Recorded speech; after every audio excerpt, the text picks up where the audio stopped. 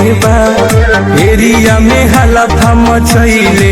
Hello नमस्कार दोस्तों, मैं शिवेंद्र आप सभी को स्वागत करते हैं शिवेंद्र ब्लॉग में। तो कैसे हैं दोस्तों, उम्मीद करता हूँ आप लोग बहुत अच्छे होंगे। दोस्तों खेसारी भैया का फ्रेंड है तो वीडियो का एक लाइक कर दीजिएगा, साथ ही चैनल पर नए हैं तो चैनल को सब्सक्राइब जरूर कर लीजिएगा। दोस्तों जो कि भोजपुरी खबर हर अप टू डेट का सबसे पहले हमारे शिवेंद्र ब्लॉग पे मिलते हैं। दोस्तों बता दूं कि बहुत जल्दी आप लोगों को एक गाना का लॉन्च हुआ है जो कि काफ़ी गजब का है और बेस्ट है। और भाई लोग बता दूं बैक टू बैक बहुत सारा गाना शूट हुआ है और आप लोगों को बैक टू बैक रिलीज किया जाएगा। दोस्तों बता दूं जैसे ही आप लोगों को पोस्टर नज़र में आता है तो आप लोगों को वीडियो के माध्यम से बता दिया जाएगा। दोस्तों बता दूं खेसारी भैया कल लाइव आया था और बता रहे थे कि बहुत जल्द ही आप लोगों को 27 तारीख को फिर आ रहे हैं।